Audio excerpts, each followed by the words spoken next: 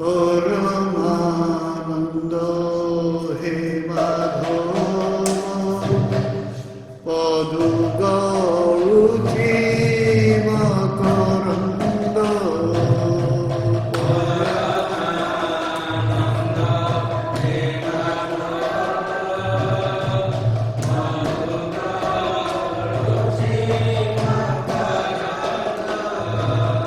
हे मकरंद पान करी आनंदे बोलो हरि हरि।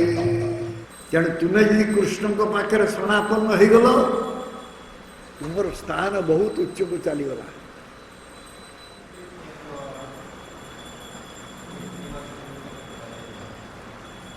तेणु तांको इच्छार सबकिछि होउछि।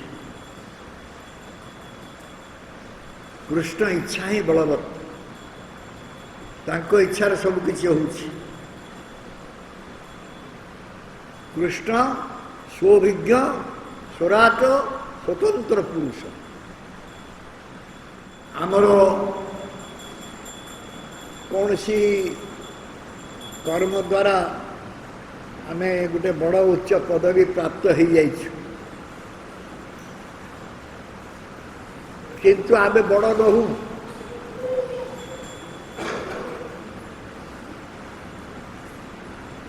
आमे सेतिरु पतन हो जीवु। दिन आसवा आमे सेतिरु पतन हो जीवु। किंतु जो माने कृष्णकर भक्त हेबे से माने से पदवी केबे तळु खसिबे ना। कृष्ण भक्त पदवी ठार बड़ पदवी नहीं।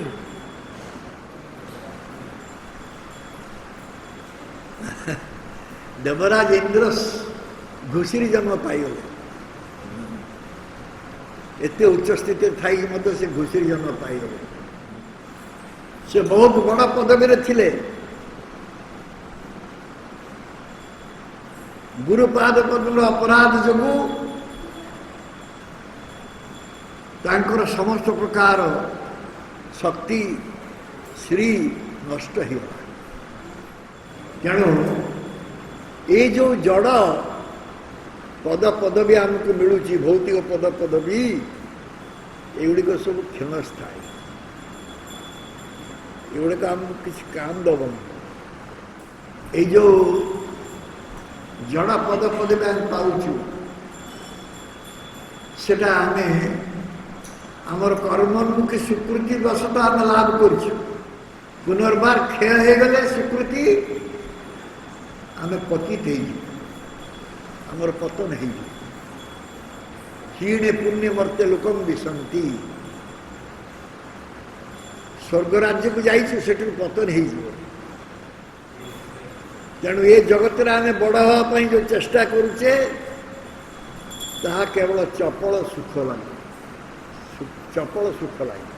किंतु जो माने भगवान कृष्णकर अभय चरणार बिंदरे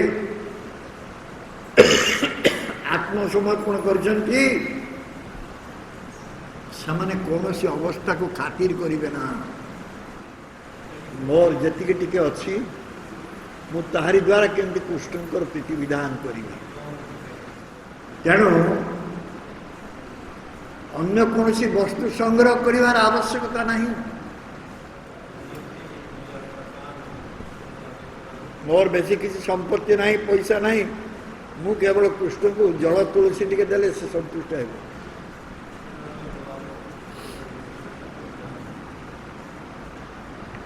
किंतु जहाँ भी करी केवल प्रीतिर सहित। से परम पुरुष भगवान से आम किसी चाहती ना। से केवल चाहती टिके प्रीति टिके तांको प्रति भल पाइबा प्रेम से आवश्यक आउ किसी दरकार नहीं। तेणु आम जहाँ भी दबा आम चिंता करिया उचित नुहे जे मोर तो किसी ना मु कौन दे पारि कृष्ण ना मोर जहाँ अच्छी जो किंचित आम दे पारिबा ताको अति श्रद्धार सहित प्रीतिर सहित आम कृष्ण प्रदान करिबा।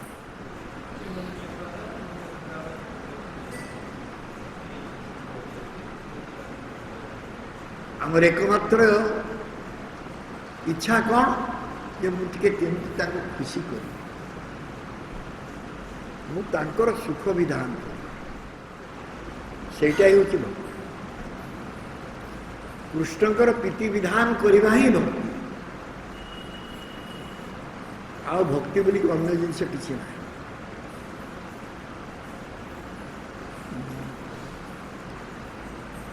एवं निरवच्छिन्न भाव जिते जड़े कृष्ण का सुख अनुसंधान करिवो सेतेबेले से कृष्ण प्रेम प्राप्त हो यह हूँ कृष्ण सुख अनुसंधान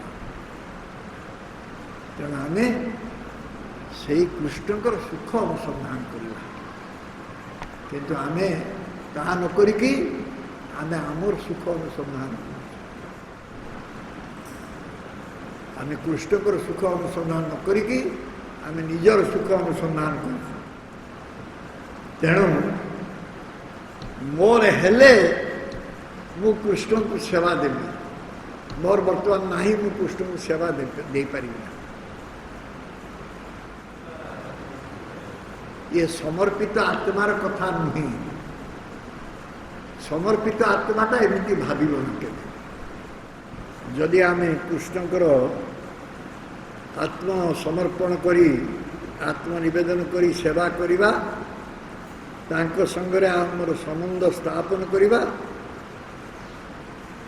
ताहाले मृत्यु मध्य भय करी मृत्यु मध्य भय करी तेणु आम यही जो सेवा करिबा ये गुरु वैष्णव सहित समन्वित होकर आम सेवा करिबा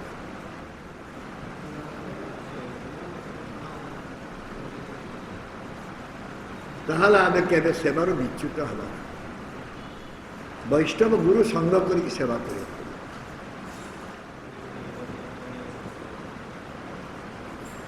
तेणु सी जमराज तार किसी करें ना ये भगवान कृष्ण को सेवा करुच्ची जमराज तार किसी करें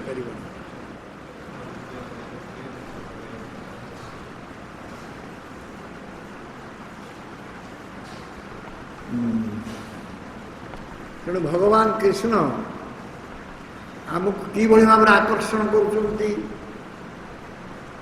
कर विग्रह रूप से आमको आकर्षण कर भिन्न भिन्न स्थान भिन्न भिन्न मंदिर रे से विग्रह रूप रही आमको आकर्षण कर तेणु तांको आम केमती भल भाव सेवा दबा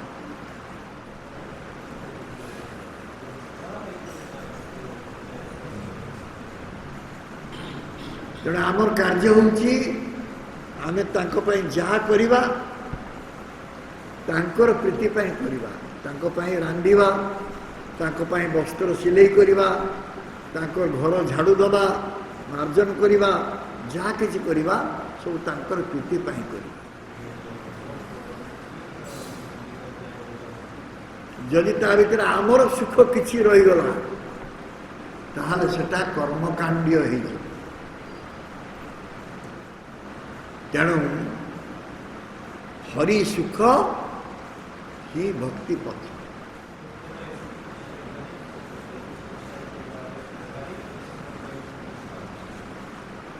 तेणु जदि आम हरि सुख न देखा ताहले आम आमर इंद्रिय सुख देखा तेणु यही प्रेममय सेवा केमिति देवाक पड़ो भगवान केमिति प्रेममय सेवा देवाक पड़ो से शिक्षा देवाई भगवान कृष्ण निजे गौरव हरि रूप में अवतीर्ण होते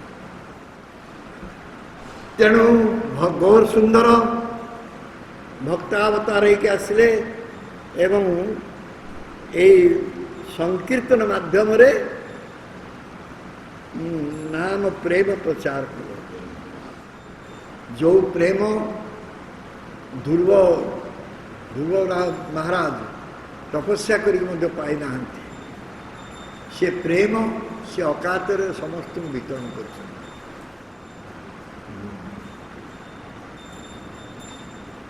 तेणु गौरांग महाप्रभुंकर से प्रेम नाम संकीर्तन कृष्णंकर मुरली सोन ବଂଶୀ ଶୁଣ ସଦ୍ଗୁରୁ ଶୁଣ। କୃଷ୍ଣଙ୍କର ବଂଶୀ ଶୁଣ ଶୁଣିଲେ ସମସ୍ତେ କୃଷ୍ଣଙ୍କ ପାଖକୁ ଧାଇଁ ଯାଆନ୍ତି। ଠିକ୍ ସେଇଭଳି ଭାବରେ ମହାପ୍ରଭୁଙ୍କର ନାମ ସଂକୀର୍ତ୍ତନ ଶ୍ରବଣ କଲେ ସ୍ତ୍ରୀ ପୁତ୍ର ମାନେ ସ୍ତ୍ରୀ ବାଳକ ବୃଦ୍ଧ ଯୁବକ ଯୁବତୀ ସମସ୍ତେ ଆକୃଷ୍ଟ ହୋଇଯାଆନ୍ତି।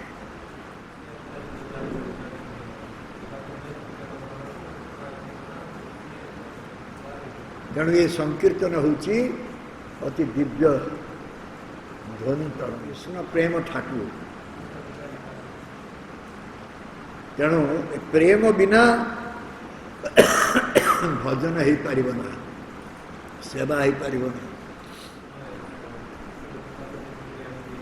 ପ୍ରେମ ନଥାଇ ଯଦି କିଏ କିଛି କରୁଛି ତାହା ଆନୁଷ୍ଠାନିକ କର୍ମ ଭଳି ଧରାଯିବ,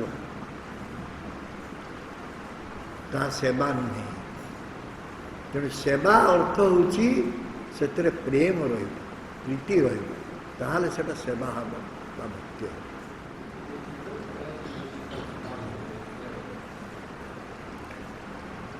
ଯଦି ଆମ ଭିତରେ ତାଙ୍କ ପ୍ରତି ପ୍ରୀତି ବଢ଼ିବ ତାହେଲେ ଆମ ସେବା କରିବାକୁ ଇଚ୍ଛା ଜାଗ୍ରତ ହେବ।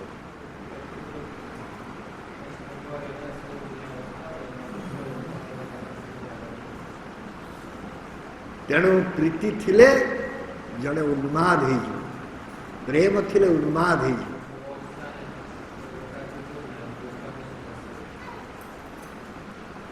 ତେଣୁ ଇଏ ହେଉଛି ମାନବ ଜୀବନର ଅନ୍ତିମ ଲକ୍ଷ୍ୟ। ଧର